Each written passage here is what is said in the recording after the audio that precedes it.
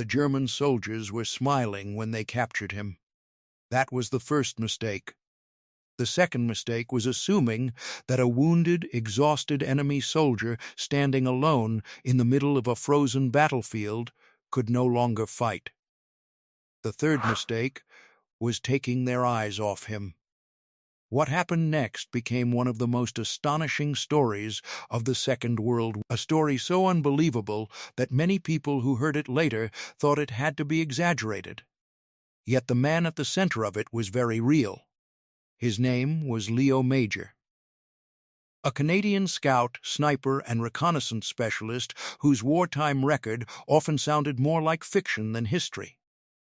On a cold day in the Netherlands during the final months of World War, German troops believed they had gained control of a dangerous enemy soldier. Instead, they had placed themselves within arm's reach of one of the most fearless men serving in the Allied armies. And before the day was over, many of them would never leave that battlefield alive.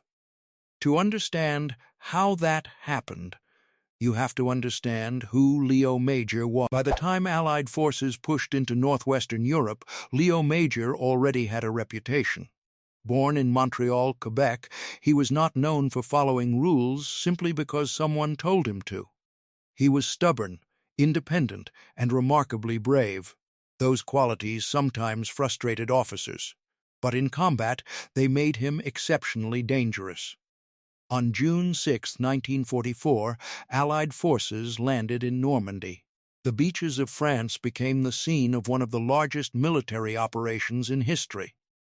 Thousands of soldiers poured ashore under fire.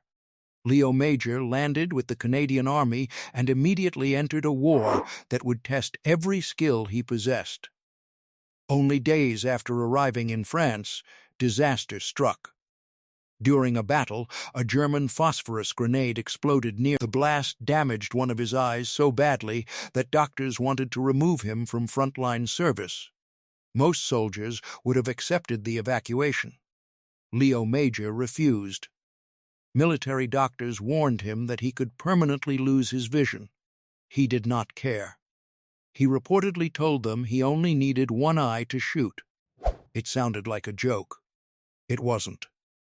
Instead of leaving the front, he returned to combat. That decision alone tells you something about the kind of man he was. For months, he fought across France and Belgium as Allied forces pushed eastward. He conducted reconnaissance missions, gathered intelligence, and operated in areas where being discovered often meant death. German troops feared Allied scouts because scouts saw things others missed. They found weak points. They identified troop positions. They revealed hidden defenses. Leo Major excelled at exactly that kind of work. By late 1944, the war had entered a brutal phase. Germany was losing territory on multiple fronts, but the fighting remained fierce. Every village, road, bridge, and canal could become a battlefield. Winter settled over Europe. Cold winds swept across fields scarred by artillery. Trees stood black against gray sky. Mud froze into hard ridges beneath soldiers' boots. The war was approaching its final chapters, but nobody on the front lines knew exactly when the end would come. In February 1945, Canadian forces were advancing through the Netherlands. The Germans were still resisting. Machine gun nests, defensive positions, and scattered strongpoints slowed Allied progress. Reconnaissance became. Commanders needed information before launching attacks. That meant sending men ahead, often alone, often at night, often behind enemy lines. It was dangerous work, and Leo Major volunteered for it repeatedly. One mission would become legendary. The assignment sounded simple on paper. Move forward, observe German positions, report what you find. Reality was never simple. The battlefield ahead was chaotic. German troops occupied defensive positions across a region filled with roads, farms, canals, and scattered buildings. Visibility changed constantly. A soldier could move through one area undetected and walk directly into an enemy patrol a few minutes later. Leo Major advanced carefully. Every sound mattered, every shadow mattered, every movement could reveal friend or enemy. Hours passed. Then the situation changed. German soldiers appeared. Accounts differ on some details, as often happens in wartime stories, but what is clear is that Major found himself facing overwhelming odds. He was alone. The Germans were not. For most soldiers, the calculation would have been simple: fight and die, or surrender. German troops believed they had already won. They surrounded him. Weapons aimed. Orders shouted. The Canadian scout was now their prisoner. At least, that was what they thought. Imagine the scene. The Germans were tired. Many had been fighting for years. The war was going badly for Germany, but capturing an enemy scout still mattered. Intelligence officers valued prisoners.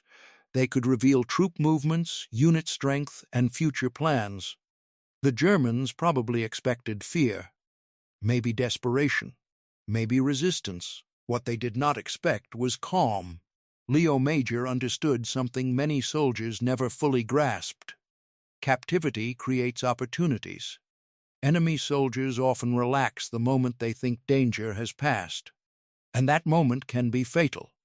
As German troops moved him from one location to another, Major watched everything: positions, distances, weapons, numbers, escape routes.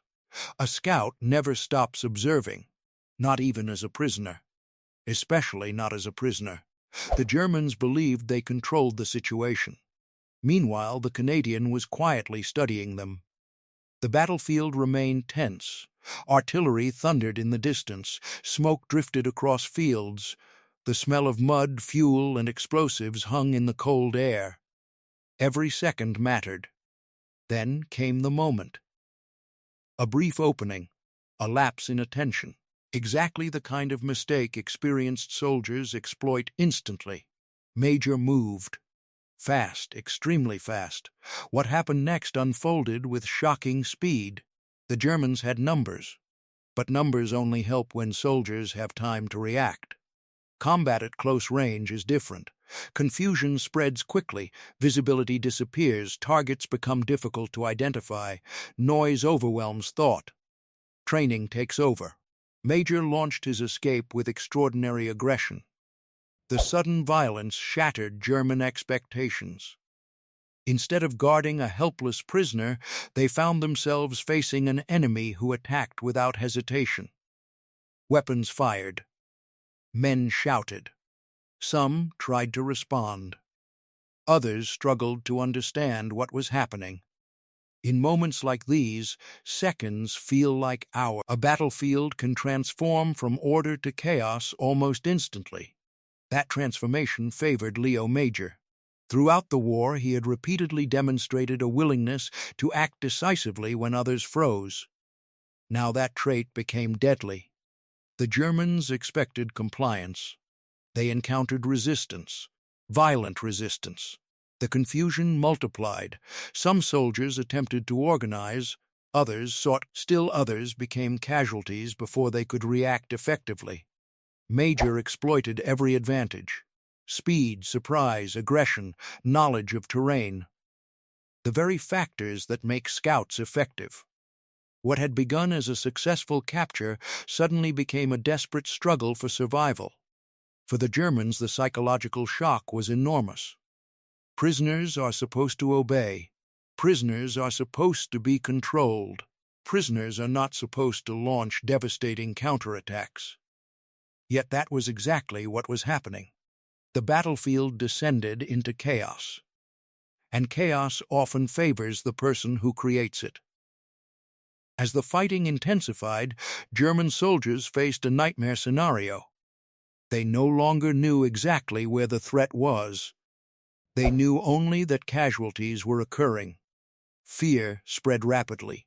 Combat veterans understood what that meant.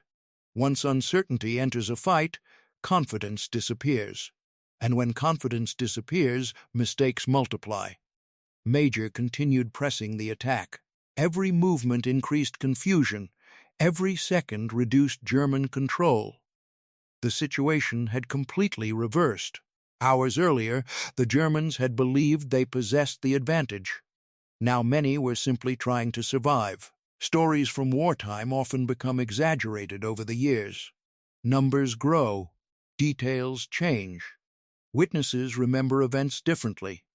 But even after accounting for that reality, the central fact remains extraordinary. Leo Major repeatedly achieved results that seemed impossible. This incident became part of a larger pattern. Again and again throughout the war, he accomplished missions that left fellow soldiers stunned. One of the most famous examples would occur later in the Netherlands. By April 1945, Allied forces were advancing deeper into Dutch territory. The city of Zwolle remained occupied by German troops. Canadian commanders wanted information before launching an attack. Once again, reconnaissance was needed. Once again, Leo Major volunteered. The mission was dangerous. Enter the city. Assess enemy strength. Return with information. Simple instructions. Extremely difficult execution. Major and another Canadian soldier moved toward Zwolle under cover of darkness. Then, tragedy struck. German fire killed his companion. Most soldiers would have aborted the mission immediately. Leo Major did not. Alone, deep inside enemy territory, he made a decision that bordered on insanity. Instead of withdrawing, he entered the city by himself. What happened next became one of the most famous episodes of the war. For hours he moved through Zwolle conducting what was essentially a one-man campaign. He fired weapons from different locations, created confusion, captured Germans, spread panic, made defenders believe a major Allied force had already entered the city. Throughout the night, uncertainty grew. German commanders struggled to understand what was happening. The pressure mounted. Confusion spread. Eventually, many German troops abandoned their positions. When Allied forces arrived, they discovered something remarkable. The city had largely been liberated without a major assault. One man had helped convince German defenders that remaining was hopeless. That man was Leo Major. The citizens of Zwolle never forgot him. Years later, he remained a respected figure there. Not because he sought fame, not because he demanded recognition, but because his actions helped spare the city from destruction. Think about what that says regarding the earlier prisoner incident. The Germans who captured Leo Major assumed they were dealing with a normal soldier. History suggests otherwise. This was a man who repeatedly chose action when retreat seemed logical. A man who continued fighting after losing the use of one eye. A man who entered enemy-held cities alone. A man who consistently demonstrated extraordinary courage under pressure. Capturing him did not remove the threat. It merely placed the threat closer. That reality became painfully clear to those who underestimated him. As the war neared its conclusion, Allied armies continued advancing toward Germany. German resistance weakened but did not disappear. Fighting remained dangerous until the final days. Every village could still become a battleground. Every patrol could still become deadly. Every mission could still end in tragedy. Men on both sides understood, yet individuals like Leo Major stood apart even among experienced combat veterans. Not because they were fearless. No human being is truly fearless. Rather, they acted despite fear. That distinction matters. Movies often portray heroes as people who never feel danger. Real soldiers know better. Courage is moving forward while fully understanding the risk. Leo Major demonstrated that repeatedly. The prisoner incident illustrates another important lesson. Combat is unpredictable. Military strength involves more than numbers, more than equipment, more than plans. Human factors matter. Initiative matters. Determination matters. The ability to seize opportunities matters. Again and again, battles have turned because one person acted when others hesitated. The Germans who captured Major possessed weapons. They possessed manpower. They possessed control of the situation, at least initially, yet within moments that control vanished. History contains many examples of armies underestimating individuals.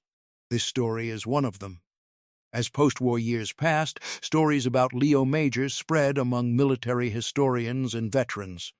Some details became legendary.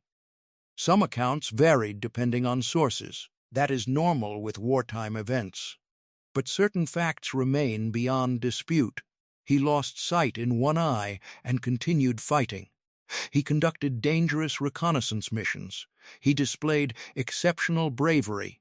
He helped liberate Swoley. And he earned a reputation unlike almost anyone else who served during the war.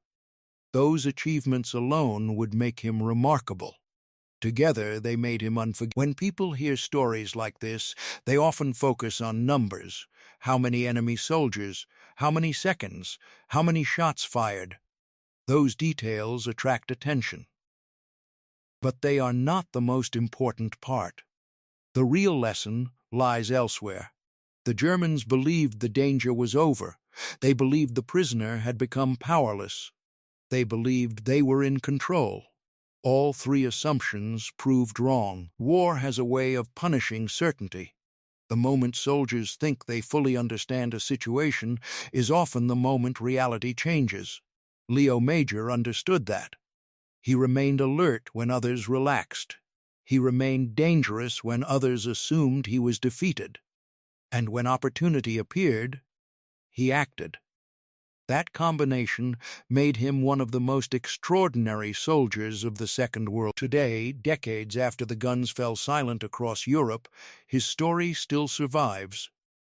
Not because it is a tale of destruction, not because it is a story of revenge, but because it demonstrates what determination can accomplish under impossible circumstances. A wounded scout, a prisoner surrounded by enemies, a man everyone thought was finished. And yet the story did not end. For the Germans who captured him, the most dangerous moment was not before they took him prisoner. It was after. Because the instant they stopped seeing him as a threat, they made the mistake that changed everything. And by the time they realized who they had captured, it was already too late.